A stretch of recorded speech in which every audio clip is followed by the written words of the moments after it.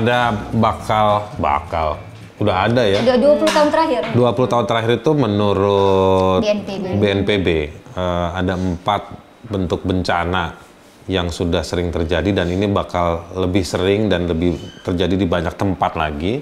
Itu puting beliung, banjir, longsor, dan kekeringan. Dan ini kita sedang diskusikan bahwa apakah ini karena peristiwa alam, cobaan dari Tuhan, ya kan? Atau memang ini karena praktek manusia? Ya, nyanyi dulu Ebit G. Ade kalau gitu. Iya, itu temennya Kenny G. Ade. Nah, jadi 4 hal ini yang bakal mendominasi karena kebijakan kita, baik di level negara, pemerintah, sampai ke praktek kita, budaya kita terhadap lingkungan, kelakuan kita terhadap lingkungan, yang sebetulnya abai. Dan kira-kira gitu ya? BNPB juga sebenarnya udah ngingetin. Jadi kita itu sudah berada dalam situasi darurat ekologis tahun 2019. Jadi sebenarnya ada tuh pernyataannya ya? Ada almarhum Pak Sutopo ya. Nah, jadi nanti bisa dicari ya. Jadi kita sudah pada kondisi darurat ekologis. Jadi sebagian bencana itu yang hidrometeorologi itu sebenarnya dipicu oleh kerusakan lingkungan gitu. Jadi kan tadi yang gue bilang ya, kerusakan lingkungan karena kebijakan pembangunan yang terlalu eksploitatif, mau cari untung, dan ternyata itu hanya menguntungkan segelintir orang. Krisisnya yang kita dapetin, krisis iklim, kemiskinan, itu ada nggak angka?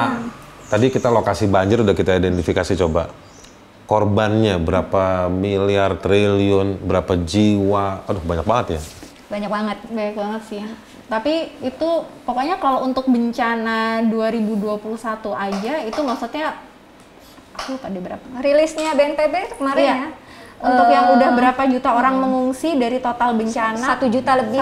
Sudah lebih dari 1 juta. 1 juta itu per kurun waktu atau pada peristiwa? Sejak 2021.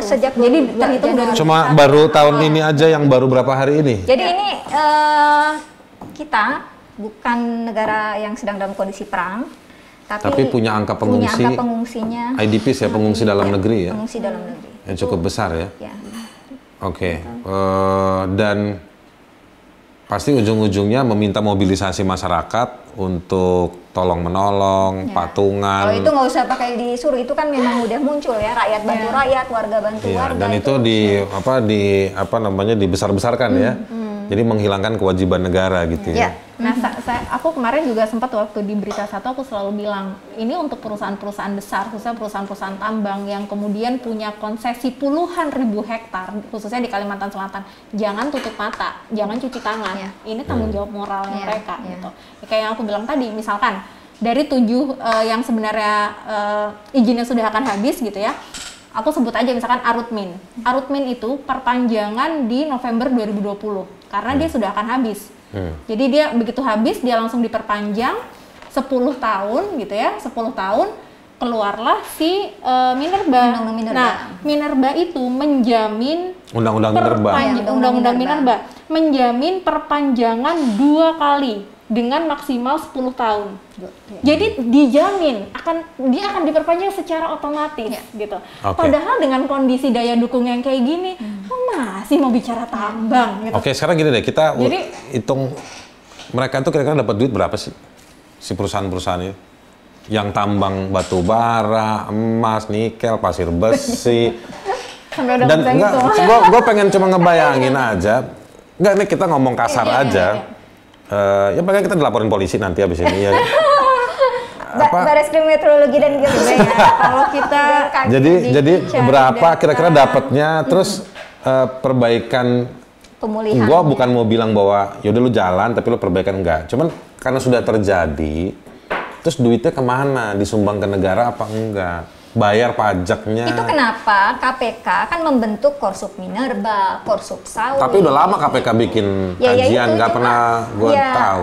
Akhirnya juga nggak sebenarnya bukan. Ya tetap kita harus dorong itu ya, gitu, biar bisa efektif. Tapi upaya bahwa melihat korporasi sebagai aktor gitu ya, itu juga memang jadi penting selain negara tentu saja yang memberikan izin gitu kan, apalagi korporasi itu perusahaan-perusahaan besar. Perusahaan yang bukan koperasi. Jadi sebenarnya gini, ini kalau sering disalahin karena gue kadang-kadang suka merasa kok lu pada nyalahin rakyat gitu ya.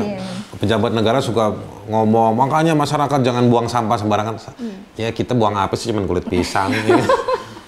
Sama gelas aqua, ya itu memang masalah, ya kan, gelas-gelas mineral itu memang masalah.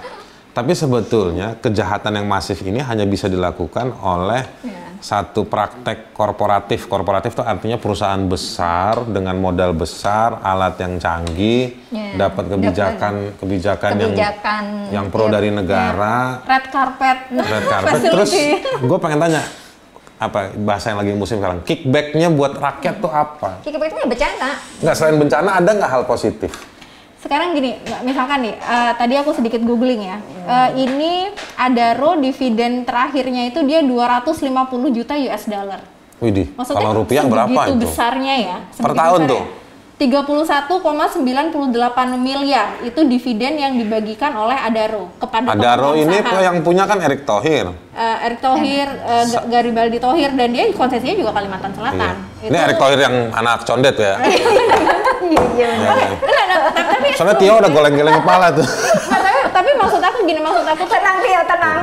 Untuk teman-teman paham bahwa memang tadi kalau dibilang segelintir elit atau 1% gitu ya, mereka-mereka yang ada di 1% ini memang mereka yang kemudian menguasai industri ekstraktif yang ada di Indonesia. Dan mereka ada di kekuasaan. Ada di kekuasaan. Itu yang jadi namanya oligark itu ya gitu. Oligark gitu ya? Iya. Bukan oli samping. Oli samping. Jadi jangan heran kalau tiba-tiba undang-undang itu hitungan minggu, hitungan bulan bisa cepat ya gitu. Hitungan ini padahal sebenarnya. Sementara kalau kita suka lihat berita tuh ongkos korupsi nggak sampai 250 juta US dollar. Korupsi ketangkep tuh misalnya cuma 15 M, 20 M. Ya tapi ini murah ada ya? Nah, ya itu karena itulah juga. Dulu mantan Wapres lu bilang kan, ya batu bara itu emang merusak lingkungan, tapi itu yang paling murah. Nah, itu sebenarnya mitos. Gitu, mitos karena ya biaya lingkungannya itu nggak dibebankan ke mereka atau ke negara gitu. Tapi balik ke rakyat atau ke negara ya lewat karena APBN-nya harus biayain kalau ada bencana-bencana. Tapi gini juga nih Mbak Lin, dana sawit, Badan Pengelola Dana Sawit BPDKS, Mbak, ya itu kan, itu dananya kemana? Bukan ke petani sawit kecil, dia juga dananya kemudian balik ke menjadi subsidi untuk industri kelapa sawit besar untuk kemudian dia menjalankan program biodiesel misalkan. Untungnya mereka nggak diputer untuk pemberdayaan, penguatan lingkungan dan masyarakat, balik tapi justru puter ke bisnisnya mereka sendiri.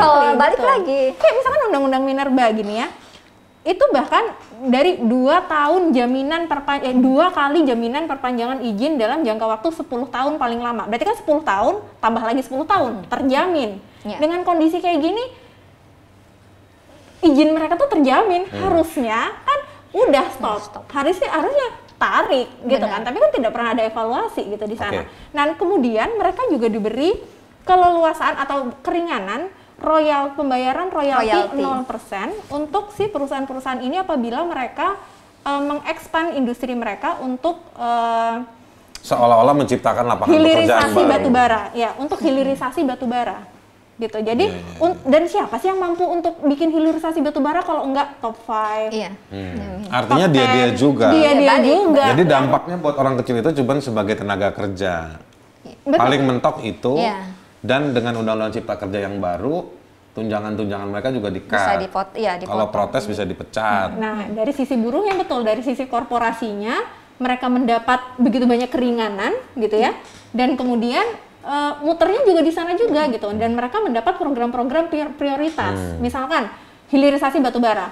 Kalau misalkan aku Adaro, terus aku mau expand ke industri hilirisasi batubara, aku nggak perlu bayar royalti 0% ke negara, padahal kan itu memasukkan negara untuk kondisi negara yang keuangannya lagi kayak gini ya. Itu kan sebenarnya gede gitu. Siapa sih yang mau main hilirisasi batubara kalau nggak emang modal gue kuat? Kayak gitu tuh. Gitu. Tapi kan kemudian menjadi pertanyaan dan sempat kita analisa adalah apakah program-program yang kemudian didorong oleh pemerintah biofuel gasifikasi batu bara untuk menggantikan impor LPG. Yakin itu bisa bikin penghematan APBN? No. Itu justru bikin rugi negara. Subsidi itu akan terus dihisap dan digenjot semakin kenceng lagi gitu. Itu tuh bukan bisnis yang kecil-kecil. Bukan bisnis kecil yang kemudian secara ekonomi juga masuk. Sekarang gini nih, udah habis lah nih kita bahas tadi kan, kira-kira begitu. Nah sekarang untuk mengurangi angka puting beliung, banjir, longsor, apalagi satu lagi tadi kekeringan. Ya, bentar lagi nih kebakaran hutan dan lahan nih. Kebakaran begitu musim panas. Kalau udah musim panas, kekeringan, udah pasti kebakaran hutan. Itu yang disalahin hujan nggak turun-turun. Hujan nggak turun-turun. Kalau sekarang hujan kebanyakan, waktu itu hujan nggak turun-turun. Ya kan? Oke. Padahal itu salahnya si kuda kan? Kudaku lari kencang masuk ke rumah hujan. Salah ya? Nah, gini. Jadi sebaiknya gimana policy-nya, kebijakan yang punya dampak pada lingkungan hidup yang friendly lah, yang bersahabat dan dia bisa kontributif. Kita kan harus menyatakan cukup dan lelah dengan banjir bandang tadi itu, ya kan, dengan kekeringan, dengan puting beliung, dengan longsor. Kira-kira opsinya, kira-kira mungkin Ma'ruf Amin nelpon Hindun lah antar malam. Lu ngomong aja lu, mesti gue gimana nih misalnya kayak gitu misalnya. Nah, sebenarnya gini, yang terdekat adalah banyak sekali kebijakan-kebijakan yang sebenarnya korporasi besar itu diizinkan untuk merampok kekayaan alam. Itu dulu dihentikan dulu. Harus ada yang berani untuk bilang stop dulu. Lu udah kebanyakan nih. Bener, ini harus di stop dulu karena kalau enggak apa ya dikeruk lagi gitu. Dan kayak misalkan undang-undang minerba itu juga selain mereka diberi jaminan perpanjangan, itu luasannya pun yang dulu dibatasi hanya 15.000 hektar, sekarang nggak ada lagi batasnya. Mau sampai berapa hektar lagi sebenarnya kita akan kehilangan hutan kita. Jadi kebijakan-kebijakan yang seperti itu yang justru baru saja disahkan tahun kemarin itu harus diberhentikan dulu, moratorium dulu. Sebetulnya nggak ada aturan-aturan itu pun prakteknya di lapangan sudah banyak sekali illegal mining. Seharusnya begitu peraturan yang baru muncul, justru seharusnya peraturan yang memulihkan ya. Betul. Bukan makin meluaskan, kasih kesempatan untuk meluaskan itu semua. Jadi kebijakan-kebijakan yang sebenarnya mengizinkan eksploitatif masif itu tadi itu dihentikan dulu, karena kalau ini nggak dihentikan ya nggak, yang gimana kita mau kemudian bicara pemulihan atau recovery gitu ya. Ini karena laju kerusakannya lebih masif daripada upaya pemulihannya. Dan itu semua nggak bisa kan kita masyarakat yang harus ngadepin dampak buruk atau mengadvokasi atau mengajukan perubahan kebijakan, nggak bisa. Itu harus di level negara. Penguasa, pemerintah. Dan menurut gue sih sebenarnya ini momentum ya, banjir bencana ini momentum kalau negara punya political will gitu ya. Tapi kan sudah keseringan banjir. Benar, tapi sebenarnya kan statement bahwa kita berada pada situasi darurat gitu ya, darurat ekologis, dan kemudian negara mengakui, yang penting itu pengakuan dulu. Negara ngaku salah gitu loh. Kan ini kan blunder banget. Mana mau negara ngaku salah. Nah itu dia, maksudnya ya lu Ford lah bilang nggak apa-apa juga gitu loh negara ngaku salah gitu kan, supaya ada proses penguasa hari ini masih merasa perlu kampanye bahwa dia benar dan ya itu sebenarnya udah karena dari situ kemudian proses pembenahannya bisa dilakukan gitu ya. Misalnya tadi stop dulu, mau moratorium, kemudian evaluasi izin. Ya, review perizinan. Moratorium itu artinya hentikan dulu lah praktek-praktek ini. Wah, tapi nggak dapat duit, udah investasi banyak. Sebenarnya kan moratorium juga jeda sementara ya kalau ininya, bukan stop. Tapi setidaknya misalnya kalau dulu Walhi itu mengusulkan 25 tahun moratorium. Jadi, kelamaan. Kelamaan ya. Enggak sih. Enggak, buat pengusaha-pengusaha itu, waduh, modal gue udah banyak. 2024 sebentar lagi, modal gue dari banget. Jadi, tapi sambil itu adalah evaluasi dan review semua perizinan gitu. Nah itu jadi penting dan itu sebenarnya akan menguntungkan negara kalau itu dilakukan. Termasuk kan sebenarnya yang ngemplang pajak apa segala macam itu bisa dilihat dari situ kerugian yang lain. Itu di level kebijakan. Di level energi kan manusia masyarakat tetap butuh energi kan. Nah ada nggak opsi-opsinya? Tenaga surya? Itu opsi itu ya. Ya, sebenarnya energi terbarukan itu sebenarnya bisa jadi opsi. Cuma gitu ya, pada saat kita bicara transisi energi, itu memang harus ada roadmap yang jelas. Siapa kita belum punya ya? Gitu. Nah, nggak ada, itu nggak ada roadmap yang jelas. Karena gini, cuma 23% energi baru terbarukan gitu ya. Tapi bicara energi baru terbarukan menuju itunya bagaimana? Nah, selain menuju itunya bagaimana, energi baru terbarukannya pun juga banyak di-hijack. Ya. Diindustrialisasi, terus dimonopoli. Betul, tetapi juga yang dibilang energi baru terbarukan pun itu sebenarnya juga banyak kemudian solusi yang sebenarnya juga itu sebenarnya bukan solusi. Misalkan gini, kenapa kok kita Indonesia pakai term energi baru terbarukan? Kenapa kita nggak bilangnya energi terbarukan aja gitu? Karena kenapa? Karena begitu mereka menambahkan energi baru yang dimasukin apa? Nuklir. Ya, tambang uranium yang bakalan digali di mana? Papua sama aja. Jadi yang dimasukin yang kayak gitu tuh. Gitu. Jadi termnya ngikutin standar yang ada. Termnya tuh kesannya positif tapi banget, begitu prakteknya dimanipulasi lagi. Gasifikasi batu bara, coal to liquid gitu ya, batu bara jadi gas, batu bara jadi liquid itu masuk dalam konteks energi baru.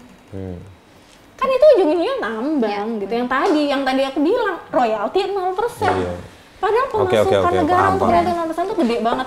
Jadi kalau dibilang energi baru terbarukan 23%, sedangkan yang benar-benar sustainable itu ya nggak nyampe 5% kali ya. Sedangkan yang ini ya itu tadi masih lagi-lagi dalam konteks. Tapi kita harus ninggalin satu keyword jejak lah ya buat orang-orang yang nonton ini.